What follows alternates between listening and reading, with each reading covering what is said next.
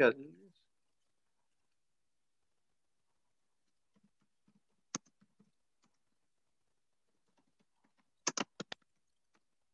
आगा नमस्कार।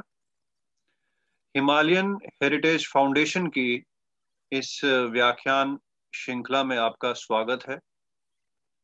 आज जो हमने स्वामी राम जयंती के उपलक्ष्य में पूरा एक पर्व मनाया था, उसके बाद हम कई विषयों पर चर्चा करते रहे, जिसमें कश्मीर की संस्कृत सिविलाइजेशन पर बात हुई, संस्कृत हिमालयास पर बात हुई। उसके बाद विभिन्न सामरिक विषयों पर भी चर्चा की, कश्मीरी पंडित जनसंहार पर चर्चा की और कई विषयों पर पक्ष रखा गया, अखिल भारतीय विषयों पर। कई विद्वानों ने, कई स्ट्रेटेजिस्ट ने अपने विचार रखे। कश्मीरी पंडितों के समाज में और कश्मीरी पंडितों की जो एक पहचान है, महाशिवरात्रि के कारण समूचे विश्व में जानी जाती है। और एक पर्व अपने आप में किस प्रकार से इसके तांत्रिक संदर्भ हैं, आगमिक संदर्भ है। कश्मीरी पंडित मूलतः लोगाक्षी के गृह सूत्रों का पालन करते हैं, जन्म से लेकर मरण पर्यंत इन सब का उपयोग होता है। कश्मीरी पंडित कथक स्कूल कृष्ण यजुर्वेद का उसके अंतर्गत आते हैं। और हमारे कई पर्व जिनका एक तांत्रिक, मैं कहूंगा, महत्व है, अपने उसके पूरा एक स्ट्रक्चर है, उसका एक पूरा जो हम कहेंगे मूल है, उसका पूरा एक ढांचा है। कहीं कहीं समय समय पर लोगों ने इसको गलत तरीके से भी समझ नहीं पाए, क्योंकि काफी गूढ़ रहस्य इसके पीछे छुपे हैं। कुछ हम समाज के सामने नहीं रख सकते या आम आदमियों के सामने नहीं लाए जाते, क्योंकि उसके कारण होते हैं। लेकिन आज इन्हीं विषयों पर, क्योंकि जब ये पलायन हुआ उसके बाद भी हम लोग पूरे विश्व में जहां जहां पर भी हम बिखरे हैं अपने होमलैंड से बाहर, हम इसको संजो के रखे। जो हमारे पूर्वजों ने, हमारे ऋषियों ने, मनीषियों ने इसको संजो कर रखा, और आज भी हम इतनी त्रासदी के बाद इसको आगे चला रहे हैं। और ये परम शिव की कृपा ही, भैरव की कृपा है। आज शिव चतुर्दशी के उपलक्ष्य में हमने एक व्याख्यान का आयोजन किया है, जिसमें हमारे साथ हमारे बड़े भाई और विद्वान श्री संजय रैना जी मौजूद हैं, हमारे साथ हैं। और समय समय पर वो कश्मीरी पंडितों के रीति रिवाजों पर लोगों को सेंसिटाइज करते रहे, और इस जनरेशन को इस चीज का पता चले कि हमारा मूल क्या है, हमारे सिद्धांत क्या हैं, अखिल भारतीय स्तर पर संस्कृत सिविलाइजेशन के हम बिल्कुल पार्ट क्या हैं, उसके स्रोत हैं। और उन्हीं भ्रांतियों को दूर करने के लिए हमने आदरणीय संजय जी को आज आमंत्रित किया है। वो काम करते रहते हैं, निरंतर काम करते रहते हैं, एक एक्टिविस्ट की तरह काम करते हैं, लेकिन वो हमारे लिए एक संस्था भी हैं, और अपने आप में एक, मैं समझता हूं कि हमारे लिए एक आइडियल भी हैं। लोगों को बड़े तरीके से, बड़े सिंपल भाषा में समझाते आए हैं और खुद भी क्रियान्वयन करते हैं। आज शिव चतुर्दशी के उपलक्ष्य में उनसे सबसे पहले जानना चाहेंगे कि इस त्योहार का, इस पर्व का क्या महत्व है, इसका मूल क्या है, कब, कैसे और क्यों मनाया जाता है। उसके बाद हम आगे बातचीत करेंगे, तो विभिन्न विषयों पर चर्चा होगी। आदरणीय संजय जी को मैं निमंत्रण देता हूं कि इस पर थोड़ा प्रकाश डालें। धन्यवाद डॉक्टर महेश जी। ये मेरा सौभाग्य है कि आपने मेरे को इस विषय पर दो शब्द रखने के लिए आमंत्रित किया। आपका कोटिशा धन्यवाद। यत्र स्वयं स्वान् चंद्रमा प्रभृति सा सर्वे कापि सा व्रजयते शिवरात्रि सुप्रभा प्रसुरभा स्वरूपा।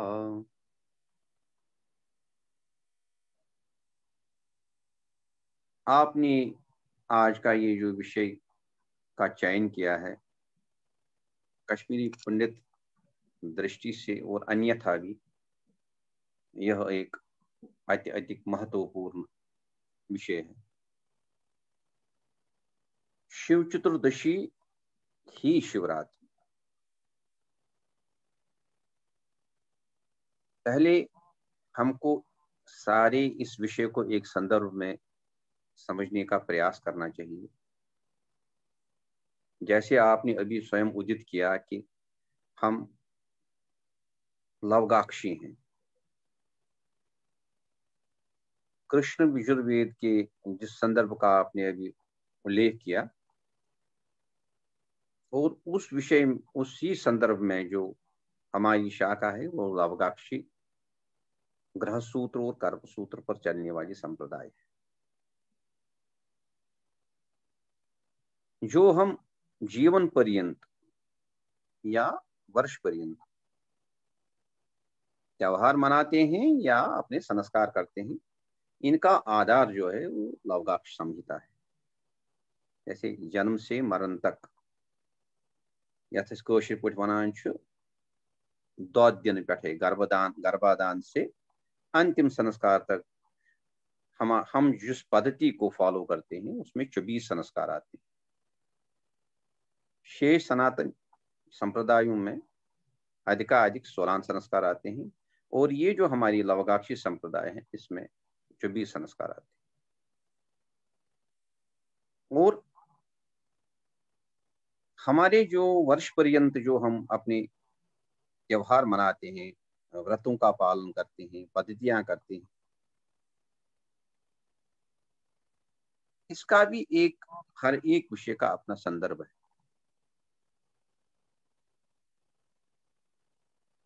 ऐसा नहीं है लवगाक्षी या कृष्ण यजुर्वेद या लवगाक्षी संप्रदाय सनातन का ही एक अत्यधिक एवं महत्वपूर्ण अंग है। मगर जैसे शेष भारत में ये सनातनी संप्रदायों में, चाहे वो उत्तर मीमांसा वाले हों या वैष्णव हों या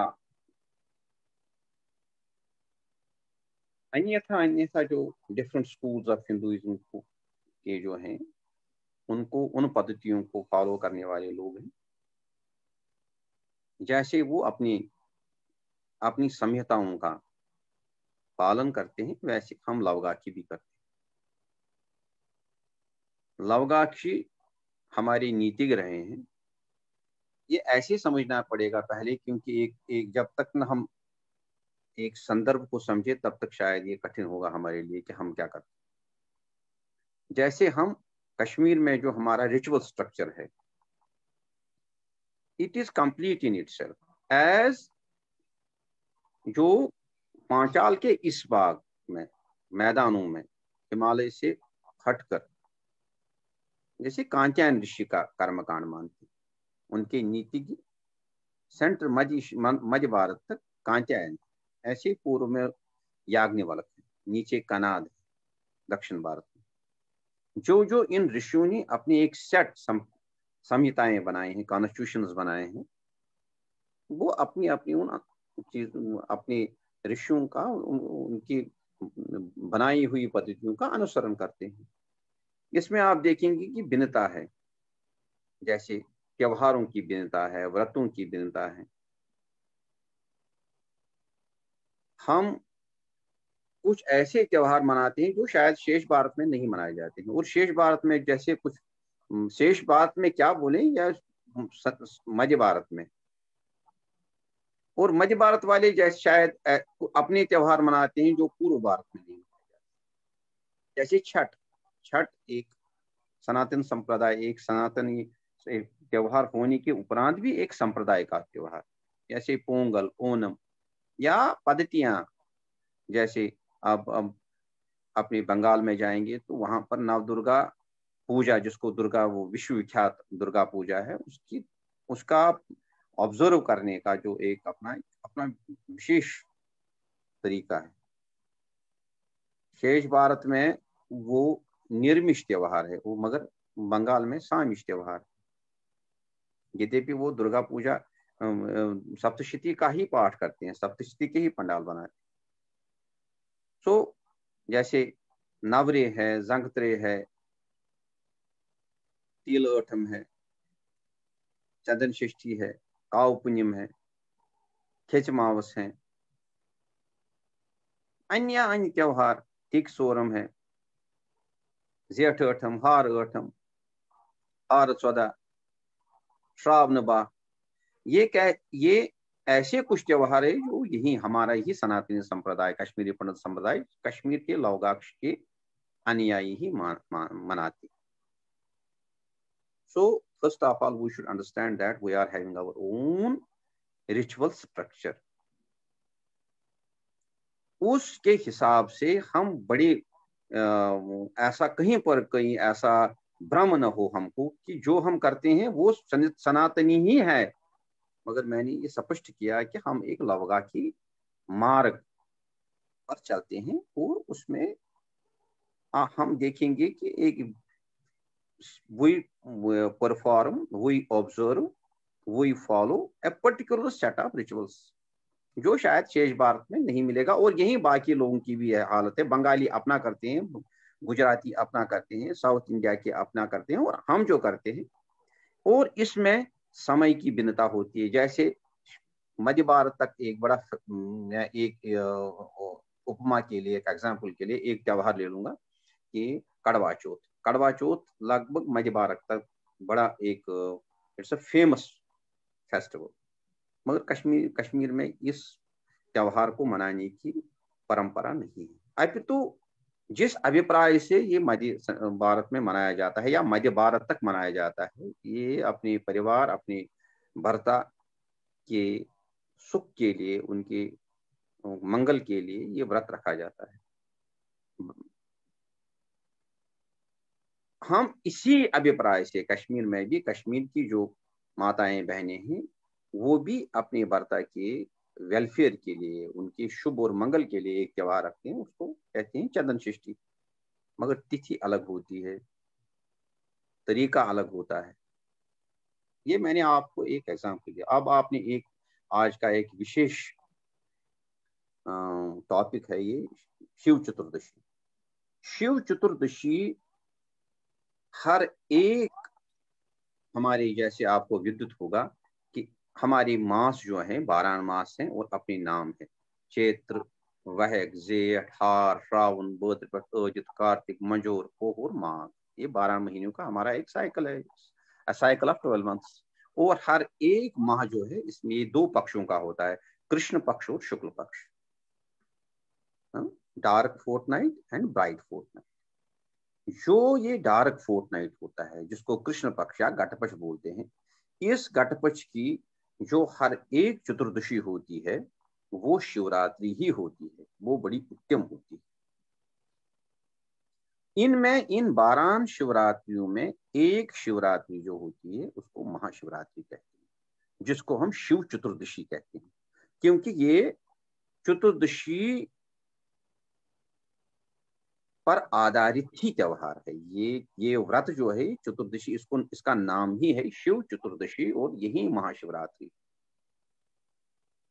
इसमें चूंकि ये कोई अतिशयोक्ति नहीं होगी, जो सनातन विचार है इसमें हजारों नहीं करोड़ों वर्षों का एक लेखा जोखा होता है। जैसे हमारा एक कल्प विराम ब्रह्मा का दिन और रात, जब ब्रह्मा का एक दिन समाप्त होता है तो हम उसको कल्प विराम कहते हैं, कल्प विरमी। उस वक्त सृष्टि जो होती है वो लय हो जाती है, संहार में हो जाती है, संहार मुद्रा में आती है। जैसे मैंने अभी एक श्लोक, ये शिव सूत्रावली 13वीं अध्याय का ये श्लोक है, संग्रह स्तोत्र के अंतर्गत आता है। यत्र सोऽस्मयम् एति विवस्वान् चंद्रमा प्रभृति सह सर्वे कातिसा व्रजेते शिवरात्रि सोपबा प्रसरबा स्वरूपा। जब सूर्य अस्त हो जाता है, चंद्रमा अस्त हो जाता है, नक्षत्र अस्त हो जाते हैं, तारा मंडल अस्त हो जाते हैं, उस एक स्थिति में से जो कुछ उत्पन्न होता है उसको हम शिवरात्रि कहते हैं।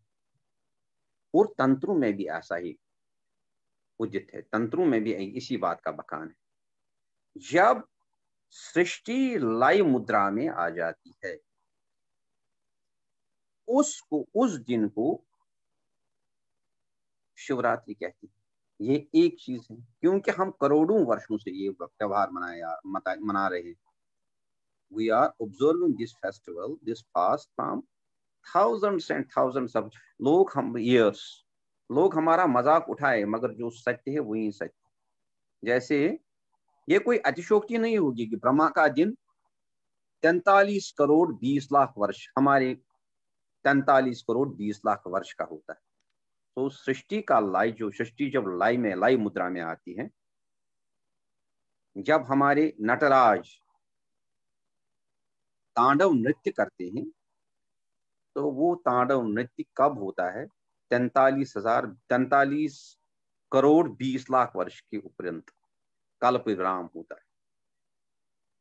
और कल्प विराम पर कौन सा दिन होता है, कैसे होती है, आप देख लीजिए। हम कितने, कहीं कहीं पर आप अचंभित रह जाएंगे कि हम कौन से फेस्टिवल, हम कौन से त्योहार मनाते हैं और कितने समय से मनाते हैं। संस्कृति एक दो दिन का खेल नहीं होता है, संस्कृति लाखों हजारों वर्षों की एक कंटिन्यूटी होती है। आजकल विश्व में जो भ्रांतियां फैलाई जाती हैं, उसमें न जाकर अपनी परंपराओं को उसी रूप में विकसित होने दे, बचाएं जिस परंपरा में है। क्योंकि आज नहीं तो कल ये जो आज का आधुनिक विश्व है, इसको तो मानना पड़ेगा कि सत्य क्या है। झूठ कितनी देर जिंदा रहेगा। सो एक विचार ये भी है कि ये जो तिथि है, इस दिन सृष्टि लाइव हो जाती है, सृष्टि अपने में, शिव सृष्टि को अपने में समाते हैं। क्योंकि आज से आप मान लीजिए उत्पल देव आचार्य जो हैं, लगभग 1100-1200 वर्ष पहले, उससे भी ज्यादा, 9वीं शताब्दी के दौरान उत्पल देव आचार्य उठे हैं और उन्होंने संग्रह, ये शिव स्तोत्रावली में 13वीं अध्याय में, जो 13वीं अध्याय का नाम ही है संग्रह स्तोत्र, उसके 26वें, उसके 13वें या 14वें श्लोक में ये इस विषय की चर्चा की है। यत्र सोस्मयमेति व्यवस्वान चंद्रमा प्रबद्वी सहस काप्यसा व्रजेते शिवरात्रि सो प्रभा प्रसुरवा सर्वरूपा। सृष्टि जिस दिन लाइव हो जाती है, सृष्टि जिस दिन शिव में वापस चली जाती है, शिव में समावेश हो जाता है, तो उस दिन क्या होता है? यही चतुर्दशी होती है। इसीलिए जो शैव संप्रदाय हैं, उनके लिए चौदान का नंबर जो है, चौदान का अंक जो है, अधिक महत्वपूर्ण, इसको लाई कहते हैं, लाई दिवस। ये एक कथा है। दूसरी कथा है कि अब पौराणिक संदर्भ आता है, जब सृष्टि संहार अवस्था में क्यों आई? क्योंकि दक्ष प्रजापति से एक पाप हो गया, वो तो हमको पता है, ये पौराणिक कथा है। और फिर पुराणों में ऐसे, पौराणिक जो है, पुराण एक simplest and easiest way of explaining the complicated things, उनको पुराण कहते हैं। फिर जब सती का दहन हो गया, सती ने अपने आप को अग्नि में समर्पित कर दिया, तो शिव अपने में अंदर चले गए, मेडिटेशन में ध्याना मग्न हो गए। उसी को कहते हैं, जो बाहर था वो अंदर चले गए, निवृत्तम अंदर असु। ये वही दिन है जिस दिन शिव ध्यान मुद्रा में बैठते या सृष्टि का संहार होता है। और कारण क्या था? कारण था सती का दहन। चलिए एक दूसरा संदर्भ है, दूसरा कथन ये भी है, देवासुर संग्राम में जब राक्षसों और देवताओं के बीच में युद्ध हुआ, तो समंदर मंथन हुआ। समंदर मंथन में अमृत से पहले हलाहल विष उत्पन्न हुआ। और वो कौन सी तिथि थी? वो यही माघ मास की चतुर्दशी की शिवरात्रि थी, जिस दिन हलाहल उत्पन्न हुआ। और जो नटराज थे, उन्होंने उस हलाहल विष का पान किया और जो देवता रुद्रगण इधर उधर थे वो रात भर नृत्य करते रहे। ये भी वही, अगर उस दिन आप अगर अतिशयोक्तियां नहीं होंगी, परंपराएं सच होती। और पता नहीं हम कितनी देर से इन तिथियों को मनाते हैं, कितनी देर से इन परंपराओं को मनाते हैं। ये एक दूसरा संदर्भ। और अब एक तीसरा संदर्भ भी आता है जिसको फलित कहते हैं। ये करने से क्या होता है, जो तंत्रोक्त शास्त्रों में भी इसका बखान है। कहते हैं धर्म अर्थ काम और मोक्ष, इन चारों कामनाओं की सफलता के लिए, प्राप्ति के लिए जो इस व्रत का धारण करता है, जो इस शिव चतुर्दशी का व्रत करता है, उसकी धार्मिक आर्थिक धर्म अर्थ और काम की जितनी कामनाएं होती हैं उनकी पूर्ति होती है।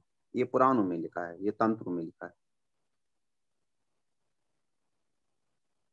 यहां तक भी लिखा है कि अपनी परिवार की समृद्धि के लिए, चूंकि इस ही तिथि पर हिमालय गिरिराज कन्या पार्वती को कहते हैं उनकी कामना थी, उनको उनका गिरिराज हिमालय ने जब अपनी बेटी की जन्मपत्री ऋषियों को, नारद मुनीश्वर को, क्योंकि हमारे विचार से जो ज्योतिष के आधार माने जाते हैं वो नारद मुनीश्वर।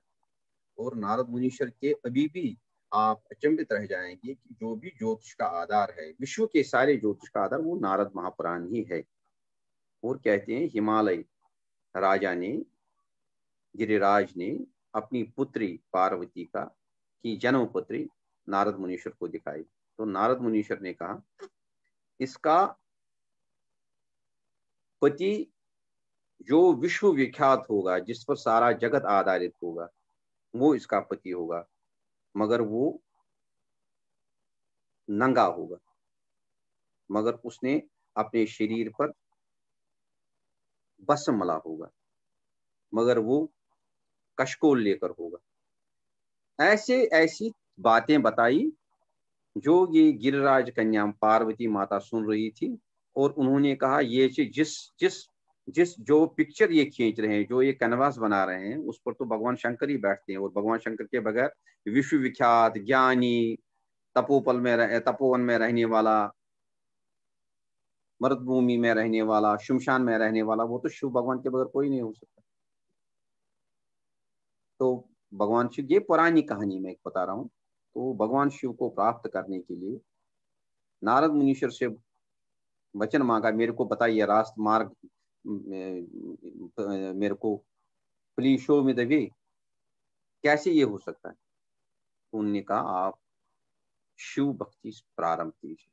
और कहते हैं यही शिव चतुर्दशी का दिन था जिस दिन गिरिराज कन्या ने, पार्वती ने शिव प्राप्ति हेतु संकल्प लिया था और अपना व्रत इसी माघ मास में चतुर्दशी के दिन प्रारंभ किया।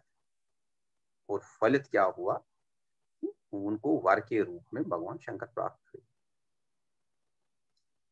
इस संदर्भ में ये संदर्भ मैंने इसलिए उचित यहाँ पर किया क्योंकि ये भी पुराणों में लिखा है कि जो इस शिव चतुर्दशी का व्रत करता है, यदि वो कुंवारी कन्या हो तो उसको मनोवांछित वर प्राप्त होता है। क्योंकि जब हम व्रतों के बारे में चर्चा करते हैं तो उनका एक पौराणिक एस्पेक्ट और फिलोसफिकल एस्पेक्ट दोनों को उदित करना चाहिए, क्योंकि ये सारे विषय जो है आस्था से जुड़े होते हैं और आस्थाएं ही धर्म को, उस परंपराओं को बचाती है। तो ये भी एक कथन है कि कुमारी कन्याओं को विशेषकर ये व्रत करना चाहिए। बाह्य मुक्ति के लिए अभी मैं एक हम डॉक्टर साहब कितनी देर तक हम बात कर सकते हैं इस विषय पर? अब करिए, समय की कोई चिंता न करें। और बाह्य मुक्ति हेतु शास्त्र में ऐसा भी कथन है कि बाह्य मुक्ति हेतु भी इस व्रत का पालन किया जाता है, धारण किया जाता है। मैं पुराणों में शिव चतुर्दशी के व्रत के फल के स्वरूप में क्या प्राप्त होता है उसका वर्णन भी करना चाहता हूं। कहते हैं एक रात्रि को एक लकड़हारा जंगल चला गया था, गरीब लकड़हारा, वो जिसको हम तवरदार कहते हैं। वो बेचारा जंगल से पास में, जंगल में से थोड़ा वो लकड़ियों का चयन करके अपनी गुजारा करता था उसको। तो कहते हैं ये लकड़हारा जंगल में चला गया। जो ही ये जंगल में चला गया तो जोरों की बारिश आ गई, बर्फबारी भी हो गई, ये रास्ता भटक गया जंगल में से। रात्रि आने लगी तो यहाँ से खूंखार जानवरों की आवाजें आ रही। ये बेचारा डर के मारे क्या करता, तो ये सहम कर पेड़ पर चढ़ा।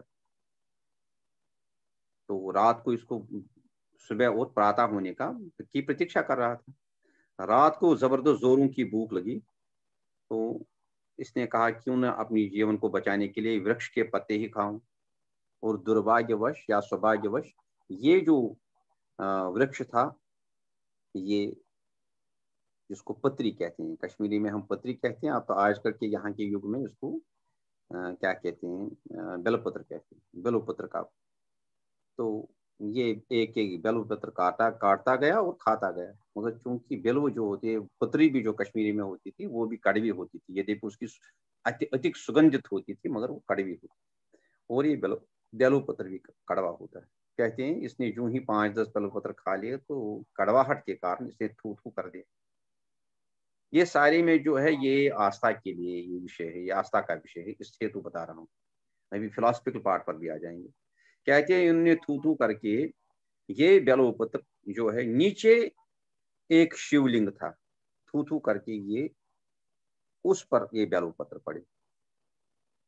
प्रकाश होने से पहले ही प्रकाश हो गया, भगवान शिव प्रकट हो गए। बोला भैया आज चतुर्दशी है और तुमने चतुर्दशी के दिन मेरे पर बेलपत्र चढ़ाया, बताओ क्या तुम्हारी कामना है, पूरी करूंगा। ज्यादा इसमें ये सारी पुरानी कथाएं मैंने आप, क्योंकि पुरानी कथाएं भी आस्थाओं के साथ जुड़ी होती हैं और झूठी नहीं हो सकती हैं। यद्यपि ये दृष्टांत होती हैं मगर इनमें भी कुछ ना कुछ सच छुपा होता है। इसका मतलब है ये भी शास्त्रों में बखान है कि शिवरात्रि के दिन बिल्व पित्र भगवान शंकर को अर्पित करनी चाहिए। अब तिथि की बात आती है कि ये माघ मास में ही क्यों, क्योंकि माघ मास जो है बड़ा उत्तम मास है। माघ मास में शिवरात्रि मनाते हैं, महाशिवरात्रि। जैसे मैंने बोला हर एक माह की कृष्ण पक्ष की चतुर्दशी को शिवरात्रि कहते हैं। और हम जो कश्मीरी पंडित हैं, कश्मीरी हिंदू हैं, हम माघ मास के ही कृष्ण पक्ष की चतुर्दशी को शिवरात्रि मनाते हैं। ये हम ही नहीं हैं। और हम शिवरात्रि का जो व्रत है ये 3 दिन का व्रत करते हैं।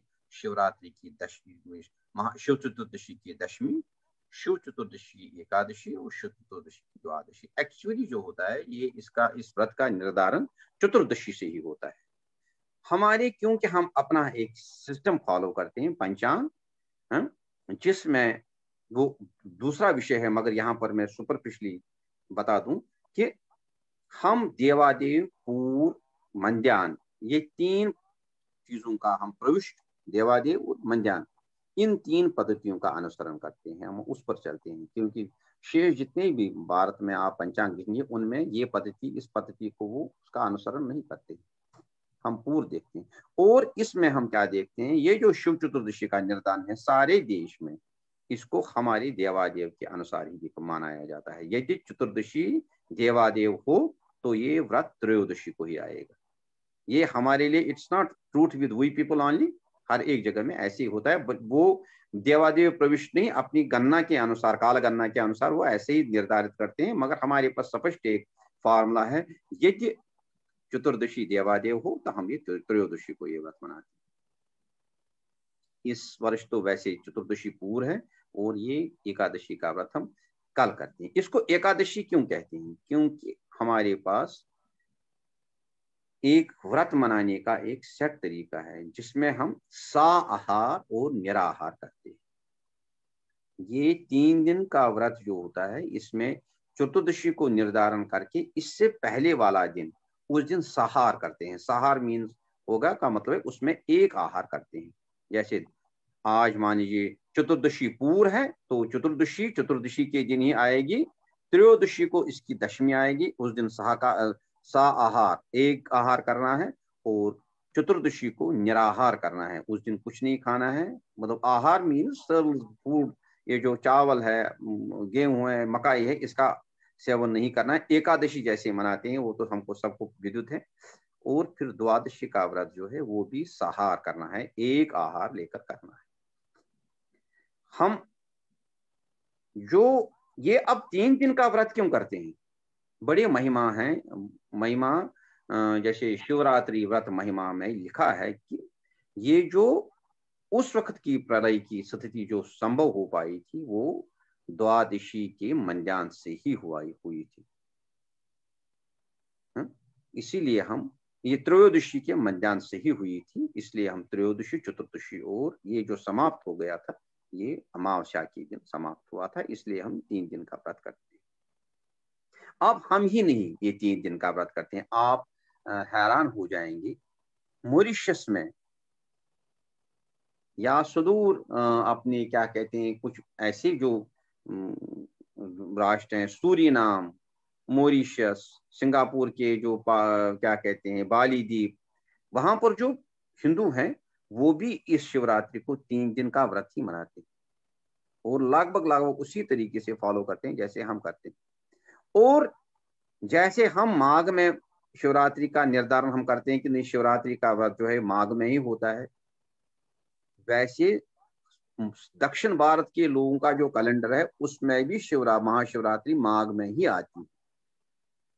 हम ऐसे अकेले नहीं है जो शिवरात्रि, महाशिवरात्रि का व्रत माघ में करते। यहाँ पर मैं आपका बड़ा धन्यवाद, आपको अपनी शुभकामनाएं अपनी देता हूँ, साधुवाद देता हूँ कि आपने एक बड़ा सुंदर विषय चुना। क्योंकि भ्रांति ये है कि शिवरात्रि और शिव चतुर्दशी और हेरत ये एक ही है, नहीं। महाशिवरात्रि जो है हमारी शिव चतुर्दशी है और हमारे लिए ये व्रत माघ में ही आता है। और मैंने तिथि भी बताई, कैसे करना है ये भी बताया, महत्व भी बताया।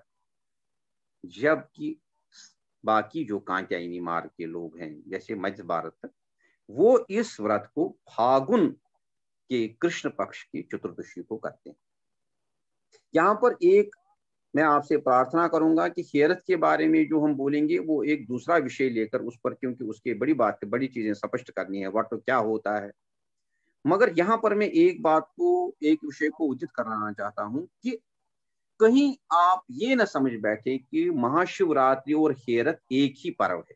ये एक पर्व नहीं है। वो हेरत जो है हमारी, थोड़ा इस विषय में अगर जाएंगे, वो या द्वादशी को वो आती है या त्रयोदशी को आती है, वो कभी चतुर्दशी को नहीं आती है, क्योंकि वो शिवरात्रि नहीं है, वो भैरव याग है, वो हर रात्रि है। उसका क्या विषय है, क्यों मनाते हैं, कैसे मनाते हैं, और वो व्रत नहीं है। इस बात ये समझने का विषय है कि ये सब हमको जितनी हम कश्मीर पंडित संप्रदाय है, इस संप्रदाय को ये परिपूर्ण रूप से पता है वो that is a festival not a fast. क्योंकि शिवरात्रि हमने जो है ये त्योहार स्वरूप हम मनाते हैं और 15 दिन का, कहीं कहीं कुछ ऐसी हमारे में भी अंदर ग्रुपों में सब ग्रुप्स हैं जो 21 दिन का व्रत मनाते हैं। वो जो परमूजन करते हैं वट का, वो तेल अष्टमी पर करते हैं। वो जो है वो द्वादशी या त्रयोदशी अपने उसका अपना गणित है, जब उस विषय पर मैं बोलूंगा वो दूसरे सेशन में। तो क्यों मनाते हैं द्वादशी को, क्यों मनाते हैं त्रयोदशी को, उसका क्या फार्मूला है वो अलग है। मगर वो कदापि चतुर्दशी को नहीं होती है और चतुर्दशी और उस व्रत का, हर रात्रि व्रत का कोई कनेक्शन नहीं है। अब क्या हुआ है यहाँ पर, मैं अपनी जो मेरे को लगता है कि बड़े 1339 से लेकर 1819 तक जिस विखीप, जिस त्रासदी का, जिस काली घटा का शिकार हम हो गए, जिसको मैं कहूंगा कि आज की दुनिया में इस्लामिक आतंकवाद, जिससे हमको समूल नष्ट किया गया, जिसका हमको उल्लेख मिलता है राजतरंगी, जोन राज की, श्रीवर की राजतरंगी में। ये कालखंड है, ये हमारे लिए एक ब्लैक चैप्टर रहा है, और इसमें हमारी परंपराएं कैसे जीवित रही हैं कि हम स्वयं भी अचंभित होते हैं।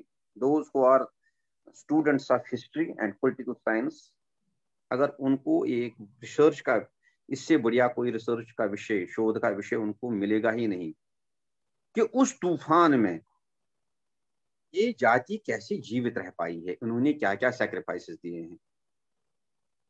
और कुछ परंपराओं का लोप होना स्वाभाविक ही। जब हमने थोड़ा सांस ली तो उस वक्त जो है हमारे पर, हम तब भी परतंत्र थे मगर धार्मिक स्वतंत्रता नहीं। और जो लोग राज करने आए वो तो कांत्यायनी परंपरा के लोग थे, वो लावगाक्षी नहीं थे। और कांत्यायनी परंपरा के लोगों का त्योहार जो था वो शिवरात्रि फागुन मास में पड़ता। क्या हुआ, उनकी शिवरात्रि और मेरी हर रात्रि का अंतर जो है एक दिन मात्र का अंतर। और क्योंकि हम तब भी परतंत्र थे, धार्मिक स्वतंत्रता के अतिरिक्त हमको कुछ प्राप्त नहीं हुआ। जैसे भ्रांतियां बनाई जाती हैं, कश्मीरी पंडित ये थे वो थे वो थे, कुछ नहीं था। हमको जो कुछ मिला, पढ़ने का सरस्वती का वरदान है, वो अभी भी हमको प्राप्त है, और उसी वरदान से हमारा जीवन संभव हो पा रहा है। ये हमको पिछले हजारों लाखों वर्षों से ये हमको ये वरदान है, क्योंकि हम सरस्वती सती के पुत्र हैं। उसके साथ कॉन्फ्लिक्ट न करके कुछ ऐसी भ्रांति बन गई कि हर रात्रि और शिवरात्रि एक है, क्योंकि जो राजा थे, जो रूलिंग लीडर था, उनका वो कांत्यायनी संप्रदाय से थे, इसलिए वो शिवरात्रि मनाते थे। मगर यहाँ पर आपको एक विषय अचंभित करेगा कि हमने परंपराएं नहीं छोड़ी। हर रात्रि में जैसे वटक भैरव की पूजा होती है, हमने, यद्यपि राजा कांत्यायनी परंपरा का था, मगर हमने वटुक वरना, वटुक की पूजा, वटुक भैरव, रमन भैरव की पूजा, भैरव याग, जो जिस पद्धति से, जिस तरीके से हमको मनाना था, हमने वो मना लिया। और यहाँ पर एक कंफ्यूजन हो रहा है कि हर रात्रि और शिवरात्रि एक है। यहाँ पर इस विषय को इधर ही छोड़कर मैं बता दूंगा, हेरत और शिवरात्रि हमारे लिए, लावगाक्षी परंपरा के लोगों के लिए अलग है। और हमारी जो महाशिवरात्रि है वो इस वर्ष कल है, और उसी शिवरात्रि को हम शिव चतुर्दशी का नाम देते हैं। अन्यथा आप मेरे को बताइए कि शिव चतुर्दशी जो कांत्यायनी लोग फागुन में मनाते हैं, हम माघ में क्यों मनाते? दो दो बार थोड़ी। और यहाँ पर एक स्पष्ट है कि शिव चतुर्दशी जो है ये निर्मिष व्रत है, ये स्तुगुनी व्रत है, क्योंकि हर एक व्रत, हर एक त्योहार या तो ये सतुगुण में आता है, या रजुगुण में, या तमोगुण में आता है। क्योंकि ये व्रत जो है ये निर्मिष व्रत है, इसमें वैष्णव सतुगुणी तरीके से, सतुगुणी परंपरा से इस व्रत का फॉलो किया जाता है, उसका धारण किया जाता है। और आप देखेंगे ये बड़ी शुचिता से हम दशमी, शिव चतुर्दशी दहम, शिव चतुर्दशी कार्त, शिव चतुर्दशी बा, ये अत्यधिक शुचिता से और सतुगुणी परंपरा से निर्मिष रूप से हम मनाते हैं। और जो भैरव याग है, यहाँ पर मैं एक बात का अवश्य उल्लेख करना चाहता हूं, जो तंत्रोक शास्त्र हैं, जैसे कुलार्णव तंत्र है या स्वच्छंद तंत्र है, जो तंत्र, अच्छा पहले इस बात का बताऊं कि इन तंत्रों में वटक भैरव की पूजा कैसे की जाती है, इसका स्पष्ट उल्लेख है। कहीं ऐसी भ्रांतियां भी मनाई जाती हैं, या क्योंकि मैंने जैसे बोला कि इस्लाम या उस आतंक के जो 500 वर्ष हमारे ऊपर एक तूफान, एक काली घटा छाई थी, उसके कारण कुछ नई भ्रांतियों का उत्पन्न होना या कुछ परंपराओं का लोप होना, ये तो एक स्वाभाविक सी बात है। और क्या होता है जब आधारों का अभाव हो जाता है, लिटरेचर का अभाव हो जाता है, कंटिन्यूटी का अभाव हो जाता है, कुछ नई भ्रांतियां उत्पन्न हो जाती है। एट टाइम्स क्या होता है, we ourselves are at war with our own civilization। कभी हम अपनी ही परंपरा के साथ युद्ध छेड़ते हैं। जैसे हम खुद बोलते हैं कि क्या करा हेरस पर लोग करा पाठ रनान सुन।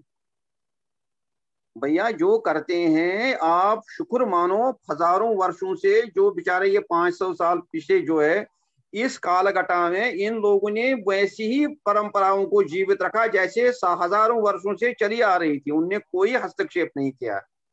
यदि उनने हस्तक्षेप किया होता हमारी परंपराओं से, हमें अपने पूर्वजों की बात करता हूँ, तो वो भी बेचारे मुसलमान बने होते। जैसे मैं संजय रैना हूँ, अब्दुल नजीर, गुलाम नजीर, मोहम्मद नजीर रैना, बहुत सारे आपको रैना कश्मीर में मिलेंगे। उन्होंने कंप्रोमाइज किया, वो मुसलमान बन गए।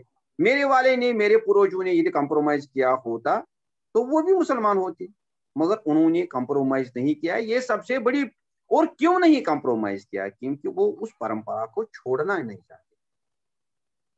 और यदि आप अपने पूर्वजों की ओर हम नजर डालें तो उनके लाइफस्टाइल की ओर नजर डालें, दे वर मोर ऑर्थोडॉक्स देन एनीबॉडी एल्स। उसका यदि हमको कहीं पर उल्लेख मिलता है तो हजारों जगह पर उल्लेख मिलता है।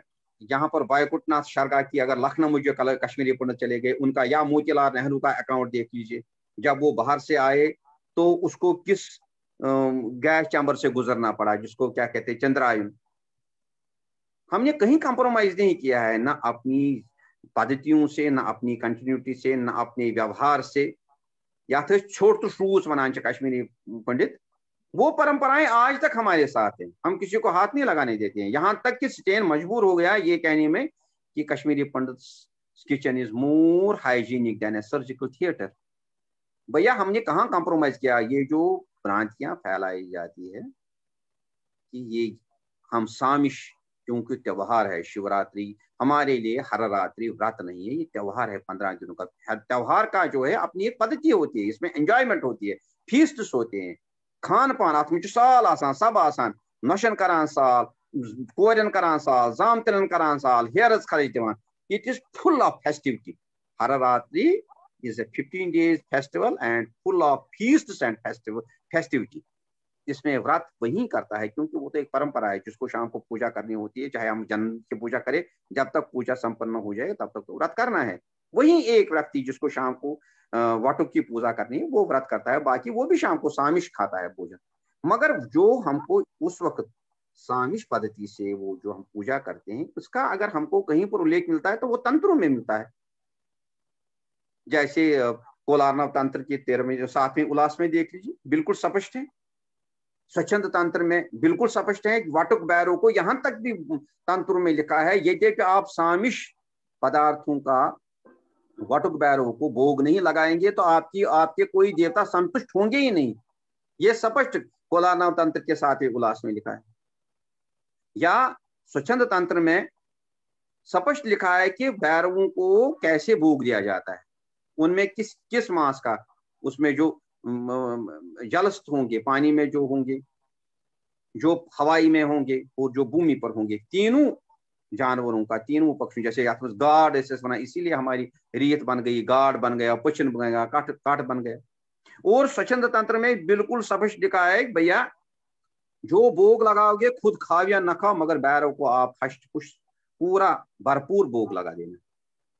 अच्छा, आप देखेंगे तंत्रों, जैसे मैं उस एक इशू को एड्रेस करना चाहता हूं कि हमने किसी के इन्फ्लुएंस में, मुसलमानों के इन्फ्लुएंस में, कहीं कहीं कुछ विद्वान लोग ऐसे निकले हैं, गाँव गाटर जिनको बोलते हैं, वो अपने ही पैरों को कुल्हाड़ी लगाते हैं, क्योंकि पंजानी खरन सनाता वो, और बड़े बड़े ग्रंथों में लिखते हैं, जन्मपत्रियों में, पंचांगों में लिखते हैं मांस खाना पाप है। भैया मैं नहीं खाता हूँ, मैं कोई I am not an advocate for meet eaters, ऐसा नहीं, मगर जो परंपराएं हैं उन पर शक मत करो।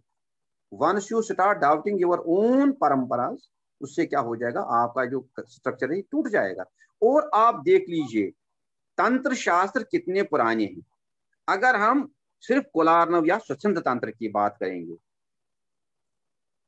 आचार्य खेमराज जी जो उत्पल देवाचार्य के अग्रणी शिष्यों में थे, अगर हम उन्होंने तंत्रों पर, कोलार्नव तंत्र पर, स्वच्छंद तंत्र पर उनकी टीकाएं हैं, या कहीं कहीं ऐसे विद्वान भी हैं जो इनको बोलते हैं इन्होंने उनसे ही उदित हुए हैं, लिपिबद्ध इन्होंने किए हैं। क्योंकि यद्यपि आगम शास्त्रों का ऐसा माना जाता है कि ये डायरेक्ट शिव पार्वती संवाद है, और तंत्र उन शास्त्रों का ही एक भाग है। मगर खेमराज ने जो हमारे पास उपलब्ध इस वक्त टीकाएं हैं, उन पर टीकाएं की हैं।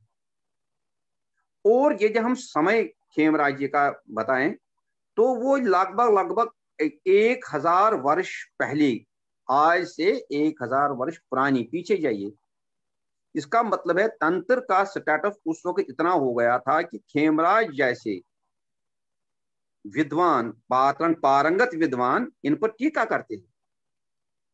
और तब तक वो दूसरी संप्रदाय, जिनको हम यवन संप्रदाय कहते हैं, मुसलमान कहते हैं, इनका जन्म भी नहीं हुआ था।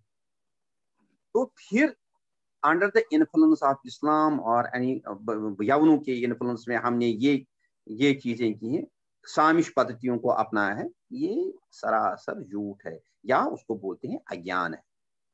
जिन्होंने तंत्र पढ़ा होगा, यहां तक कि आप इसको समझिए, मैं आपको मोटा मोटी बताऊंगा, जो लोग हमारे तंत्र के लिए हमको रेफरेंसेस कहां तक मिलती है, आज से लगभग 2200 वर्ष या 2300 वर्ष हमारे जो बौद्ध विद्वान हैं, जो तंत्रों के पारंगत विद्वान माने जाते थे, वो तिब्बत चले गए हैं लगभग 2100 वर्ष पहले।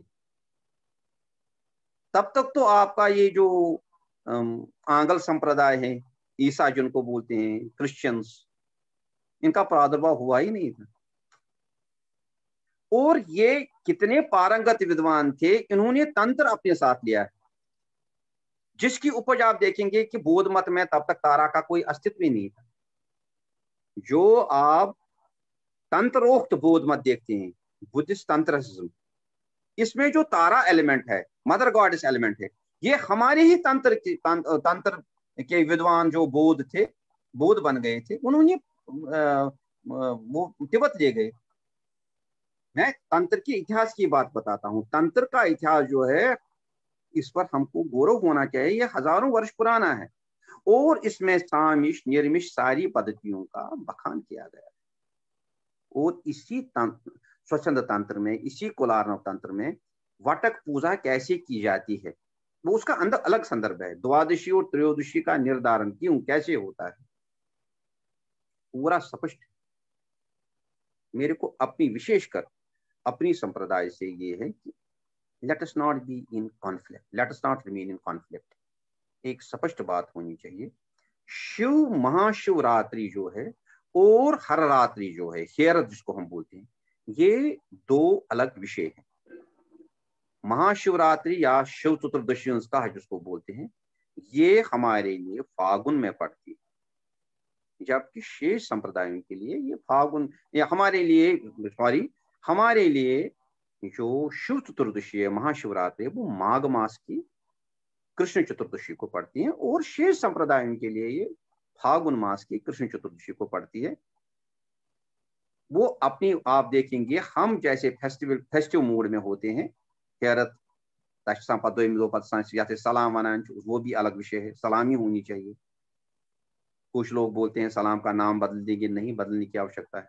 सलाम का इतिहास अगर हम जानेंगे, जब हम दूसरे सेशन में महेश जी से प्रार्थना करूंगा कि उस पर एक सेशन कीजिए हर रात्रि पर, उस वक्त मैं बता दूंगा कि सलाम का क्या संदर्भ है, जबारजंद का इतिहास क्या है, सलाम क्यों करते हैं, कौन सलाम करते थे। ये जीवित रहना चाहिए, उससे हमारा इतिहास जीवित रहेगा।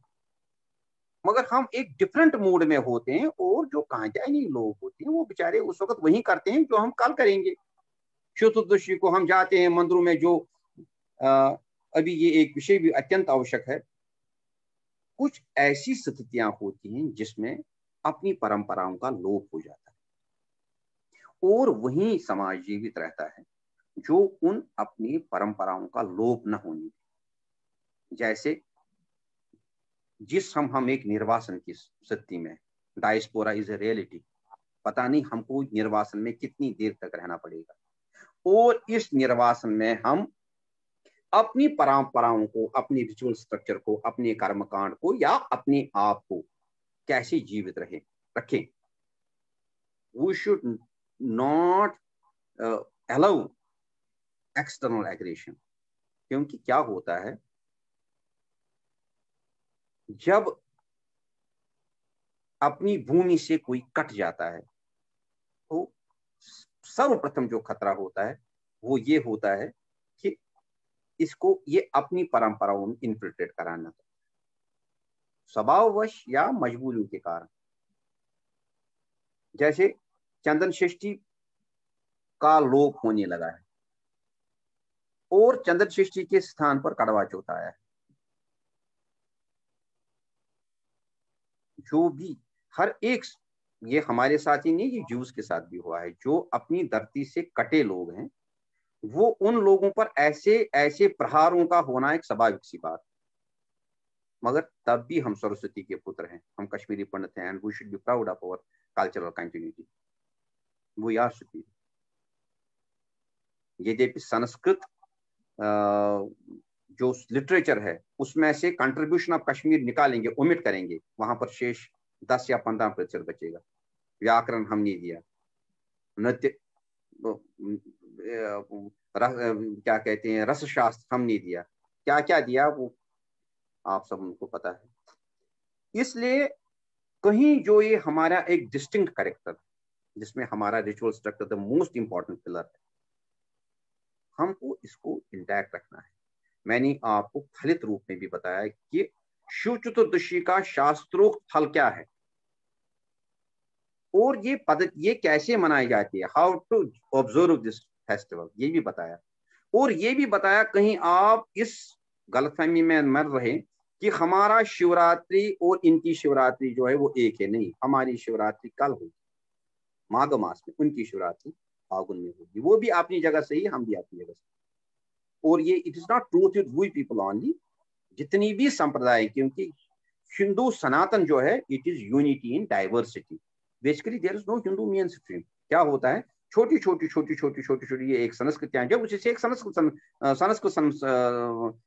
सिविलाइजेशन बनी है, उसी से एक सनातन सिविलाइजेशन बनी है। जैसे मैंने बोला हमारा अपना रिचुअल सर्किट, आप साउथ में जाएंगे उनका साल ही मकर में जब सूर्य होता है, जिसको मकर संक्रांति बोलते हैं, पोंगल बोलते हैं, वो they consider that day as the first day of their year. इसलिए हमको ये शिव चतुर्दशी, चंदन षष्ठी, काव पुण्यम, जंग त्रय, खेचमावस, ऐसे ऐसे जो जो रिचुअल्स हैं या हमारे फास्ट हैं, फेस्टिवल, इनका लोप नहीं होने देना चाहिए। हमसे क्या हो जाएगा, एक पाप हो जाएगा। जिस धारा को, जिस प्रवाह को हमारे पूर्वजों ने अपनी जान देकर बचाया और यहां तक ले आए, हम एक अगर उस वक्त का कंपैरिजन करें, वी आर अनफॉर्चुनेट दैट किसी किसी विषय में हम आपने we are in a comfort zone. आप सोच लीजिए हमारे पूर्वजों को अमरनाथ जाने के लिए जिज़्या देना पड़ता था। मैं अपनी बात नहीं कहता हूँ, आप तारीख हसन पढ़ लीजिए, आप क्या कहते हैं तहफतुल अहबा पढ़ लीजिए, आप वारिस्तानी शाही पढ़ लीजिए। तुलमुल जाने के लिए मेरे पूर्वजों को टैक्स देना पड़ता था और उन्होंने वो किया, निर्धन अपने आप को बनाया, अपने आप को गुफाओं में छुपाया, कष्टवार गई, पूंछ गई, सूर्य रूद, मगर परंपराओं को मरने नहीं। और जब once now we are in a position we can continue, हमारे साथ कहीं ऐसा किसी कारणवश, चाहे भूलने के वश, चाहे कोई अन्यथा कोई भी कारण हो सकता है, इस वश हम अपनी रूट से कट न जाए। इसलिए मैं बड़ा आभारी हूं महेश जी का कि उन्होंने एक अच्छा विषय चुना और मेरी एक विनम्र विनती है अपने समाज से, इस शिव चतुर्दशी महाशिवरात्रि के व्रत का लोप न होने दी। ये अधिक फलदायक है। मैंने अभी तंत्रोक्त अर्थ इसका जो है, क्योंकि समय का अभाव है, इसलिए समय मिले तो मैं इसका तंत्रोक्त और इसका जो फिलोसफिकल मीनिंग है वो भी कभी कोशिश करूंगा, जितनी मेरी मति में आया है आपके सामने रखने का। और ये जो एक महीना है, इस पखवाड़े से दूसरे पखवाड़े तक ये कथाओं का, उस शिवरात्रि के दिन सृष्टि का परिपूर्ण निर्माण हुआ था। माता पार्वती ने भी एक नृत्य किया था। ये जो परंपराएं होती हैं बहुत पुरानी होती हैं और सटीक परंपराएं होती हैं, ग्रंथों पर, लॉजिक पर आधारित होते हैं। जैसे मैंने अभी आपका शिवरात्रि के बारे में, और देख लीजिए उत्पल देव आचार्य आगे क्या लिखते हैं, ज्योतिर्ऐस्य कथया पिच किंचित विश्वम अपिति सुषप अशीषम यत्र नाथ शिवरात्रि पदे अस्मिन् नित्यम अर्चितम भक्त जन सुतम। जब ऐसी रात्रि थी तो लोग क्या करते थे, लोग आपका सतवन करते थे, जिनको लाइव होना था वो सतवन करते थे, और वही सतवन हम करते हैं कल शिव चतुर्दशी के दिन। या पंचस्तवी में जिसको हम पूरी ओठम मनाते हैं, हम परंपरा में पूरी ओठम सारे कश्मीर में जागृत करके मनाते थे, क्योंकि कहते हैं उस दिन पार्वती माता ने एक जैसे तांडव नृत्य में सृष्टि के कल्प विराम पर भगवान शंकर जो जब सृष्टि का अपने में समावेश करते हैं, लय करते हैं, तो उसको जो नृत्य करते हैं उसका नाम है तांडव। इसलिए उसको समार नृत्य भी कहते हैं, समार मुद्रा भी कहते हैं। और देवी ने समार मुद्रा से उबार कर शिव के सामने जो नृत्य किया जिससे सृष्टि का निर्माण होगा उसको लाश कहते हैं। और आप हम किन लोगों के संतति है, हम किन लोगों के संतान है जिन्होंने अपने ग्रंथों में दैनिक पाठ जो करते हैं उनमें इनमें लिया। जैसे पंचस्तवी में है कल्पोपसंहरणिके पांडितानि चंडानि खड्ग परशो अपितांडवानि आलोक नैन तव कोमलितानि मातर लास्यात्मना परिनिमंत जगत विभूति। ये पंचस्तवी के जो अंबस्तव है उसका 10वां श्लोक है। उसमें लिखता है, माता जब भगवान ने सृष्टि को अपने में समाया और फिर इसको वापस निकालना था, सृष्टि का नव निर्माण करना था, तुमने माता लाश किया। और ये लाश किस रात्रि को किया था, जिसको हम कुर्योटम कहते हैं। इसीलिए अभी भी परंपराएं, पता नहीं कितने हजारों वर्षों से परंपरा है, हम उस रात्रि को सोते नहीं, क्योंकि सृष्टि का निर्माण होता है और हम अपने भोग की प्रतीक्षा करते हैं। तो महेश जी की मैं आभारी हूं, महेश जी का, उनकी इच्छा से, उनकी कृपा से आपके समक्ष ये 2 बातें रखने का मेरे को अवसर मिला। आप सबका धन्यवाद, महेश जी का भी धन्यवाद। यदि कोई प्रश्न हो तो महेश जी पूछ सकते हैं। Over to Mahesh.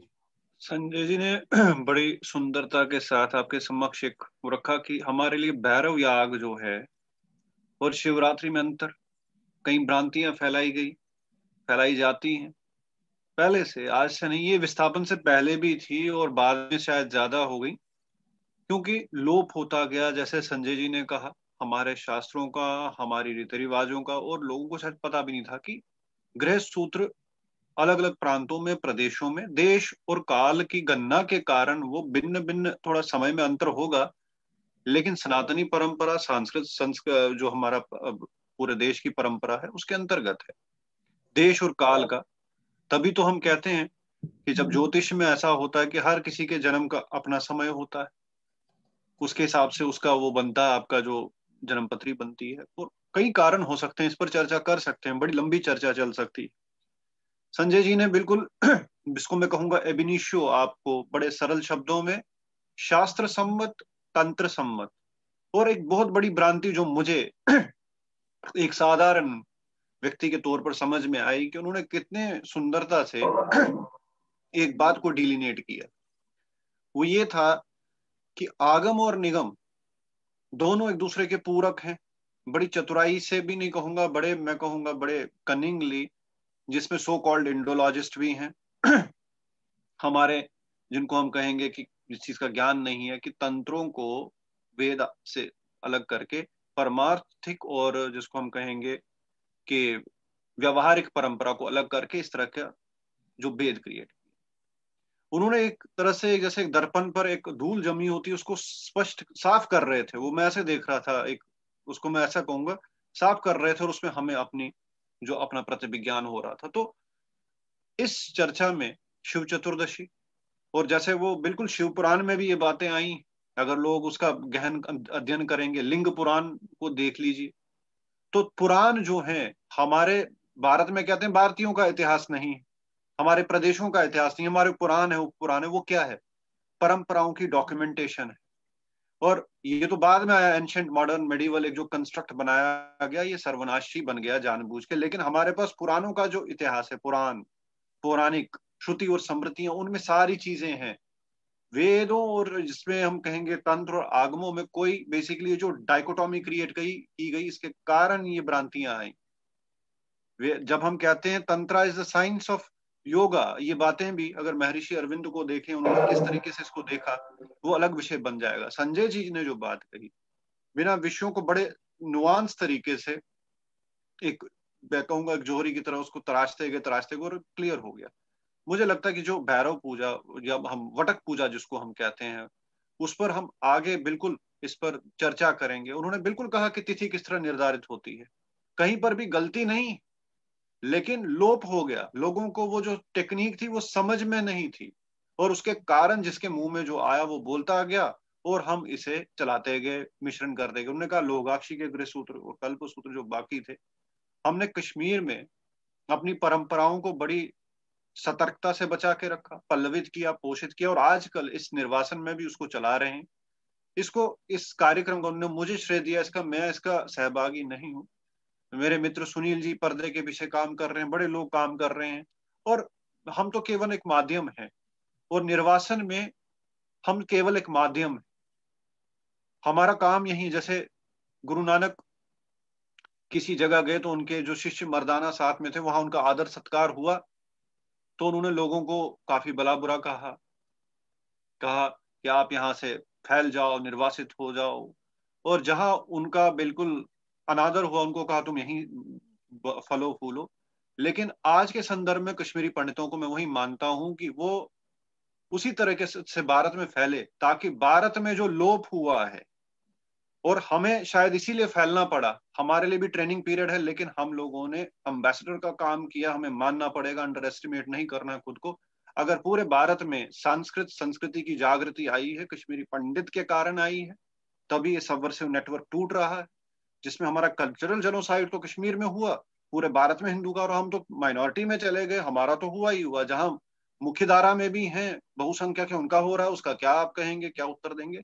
लेकिन कश्मीरी पंडित ने कंप्रोमाइज नहीं किया, एक भ्रांतियां फैलाई जा रही हैं, जिनको जेलसी होती है वो कर रहे हैं, लेकिन वो अलग विषय बनेगा। लेकिन आज का जो विषय था, वो विषय अपने आप में आज एक सिमरिंग जरूर क्रिएट करेगा, एक आइडिया उन्होंने जर्मिनेट किया है। इस परंपरा को निसंदेह हम चलाते रहेंगे, ये व्याख्यान चलते रहेंगे, जैसे उन्होंने कहा कि ये जागरण कहिए या सत्संग कहिए, ये चलते रहेंगे, और इनके माध्यम से हम कश्मीरी पंडितों तक नहीं, पूरे विश्व तक फैले जाएंगे, लोगों के पास जाएंगे। और एक जो डिबेट भी है कश्मीरी पंडित पर, जब तक नेशनल डिबेट नहीं लगेगी, कश्मीरी पंडित केवल एक जन समुदाय नहीं है, वो संस्कृत संस्कृति जो भारत की है उसका ध्वजवाहक है, उसका बीज है, उसका एंकर है। और संस्कृत हिमालय, जिसमें सती देश, और जिसमें भगवान शंकर की परंपराएं हैं, और शिवरात्रि कह लीजिए, हम वटक पूजा कहेंगे, भैरव याग कहेंगे, जिस पर संजय जी से आगे चलकर बात करेंगे, हम उसके ध्वजवाहक हैं, और इसको आगे चलाएंगे। न झुके हैं, न झुकेंगे, न किसी को हम झुकने देंगे, हमें इसका अभिमान भी है, और हम इस पर गर्व भी करते हैं। संजय जी, आपका कोटि कोटि धन्यवाद, आपको प्रणाम करता हूं मैं। आपने जो शब्द रखे वो एक डिबेट ही नहीं, एक ज्ञान है जिसको हम कश्मीर शिव परंपरा में प्रकाश के साथ विमर्श का भी एक नया जागरण शुरू होगा, रेनाइसेंस शुरू होगी। आपका बहुत बहुत धन्यवाद। प्रणाम। प्रणाम, आपका धन्यवाद। आप फले फूले। सर्वे भवन्तु सुखिना, सर्वे सन्तु निरामया, सर्वे भद्राणि पश्यन्तु, मा कश्चित् दुःखभाग् भवेत्। ओम शांति शांति शांति।